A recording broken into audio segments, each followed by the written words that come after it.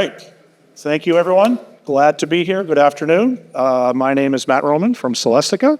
Thank you to the STORDIS team for setting this up and inviting me. So this will be by far the least technical presentation you've seen today.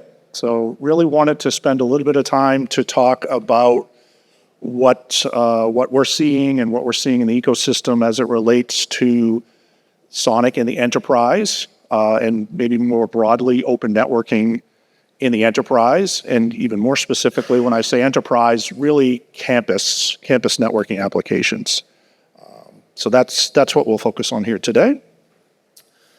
So certainly enterprise customers want to take advantage of the benefits of open networking, and specifically around SONiC, much like hyperscalers did started many years ago, and more recently tier 2, tier 3 data center operators are doing now. It's becoming mainstream. Those same benefits, the freedom, innovation, control, avoiding vendor lock-in, all of those types of things are front and center, and customers want to take advantage of that. In some cases, these are customers that have already had experience in their data center doing that, and they want to take those learnings, that know-how, and the benefits, and then leverage that in campus-type networks.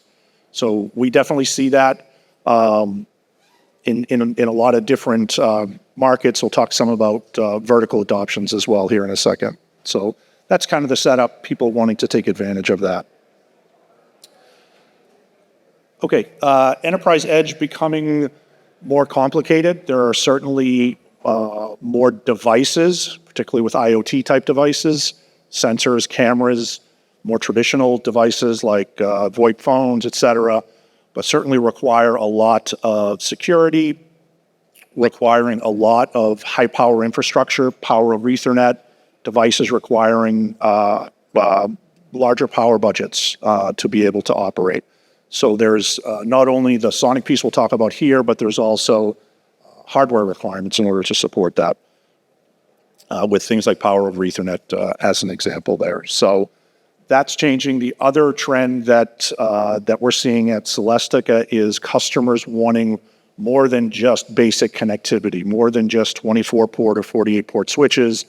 They want to be able to take advantage of other services in the box.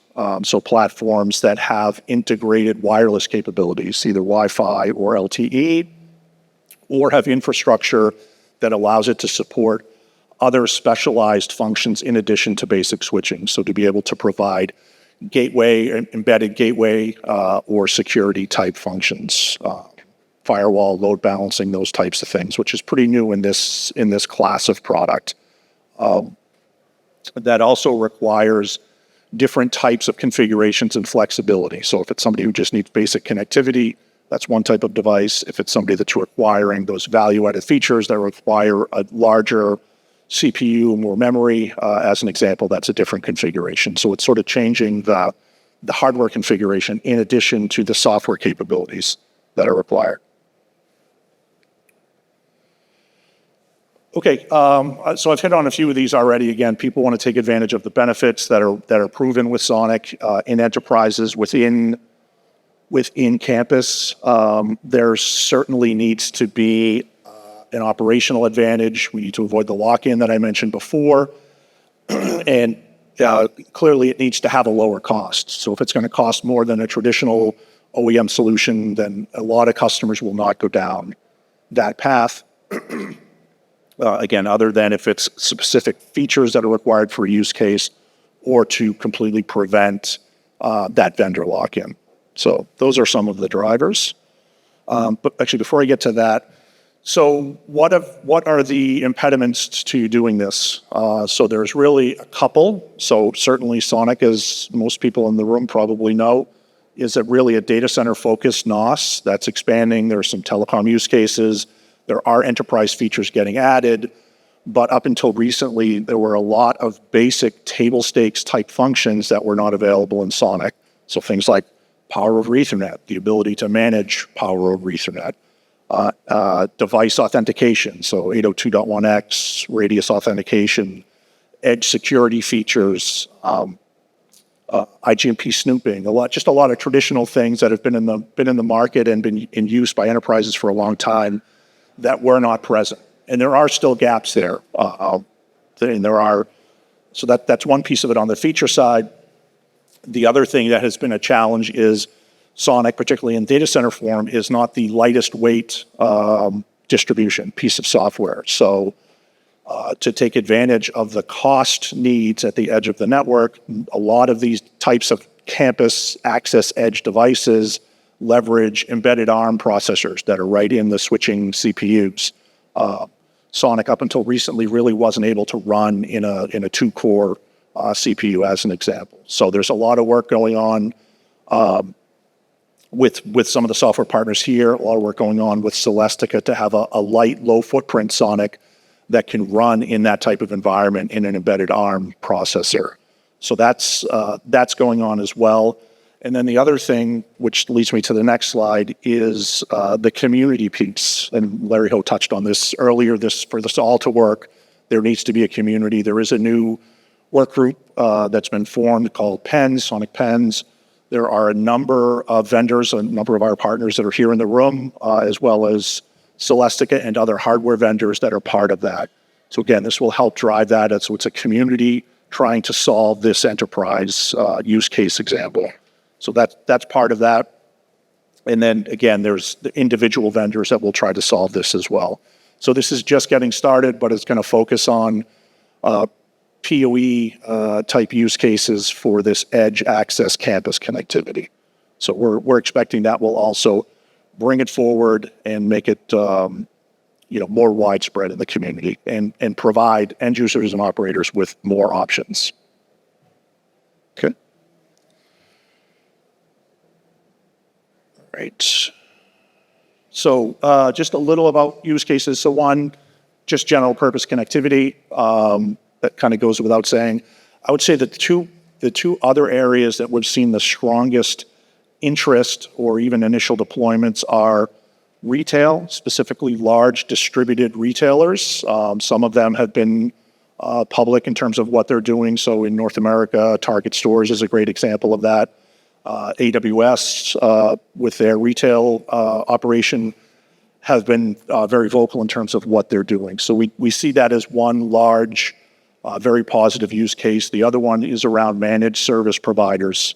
So companies or customers that are providing services to an end user, both the company providing that service and the end user don't necessarily care that it's an OEM, traditional Cisco, HPE type solution. They just need functionality and capabilities that address a specific use case. So those are two very strong early verticals.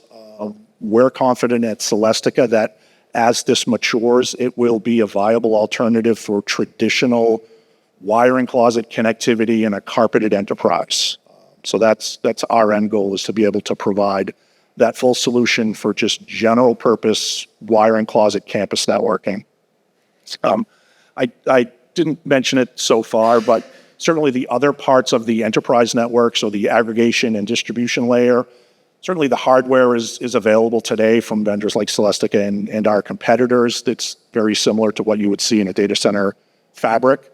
But there is also protocol work that needs to go on to be able to support those use cases. And certainly the conversations that I've had with customers, there are many that have been with OEMs for a long time. They've got proprietary protocols in place, not that they necessarily want them, but it's just what they have deployed. That's what they're used to. Certainly the challenge will be for the community to provide alternatives to that, or to have discussions with customers to say, do you really need this proprietary lock-in type feature, or can you use something that's open, or do you even need that function at all? So anyway, so that's a little bit about use cases. The gateway piece also falls into retail. So some of the drive and push there has been able to have devices that sit in a branch out at the edge of the network. They want embedded low-density wireless connectivity, either for an emergency backhaul type connection for LTE cellular, or for very low-density wireless. So having platforms that have Wi-Fi cards, M.2 Wi-Fi cards built right into the hardware platforms. So that's another prevalent use case that we're seeing. Shameless product pitch here. I won't go into details. So we've got a full line of products. I did want to call out, since we're at OCP, our EG1050. So that is a contributed and accepted OCP-inspired design. We presented this in Prague last year. This is available on the marketplace.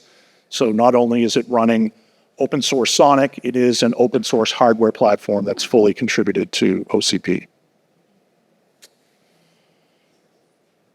Okay, and just some more details here on what that switch is and the platform. And that's it. I'll skip the last slide. So that is my presentation. Any questions? Any questions? I have a question. Doc, describe that The switch that you presented, is that similar to what they offer in the market, like a UCPE, a universal CPE?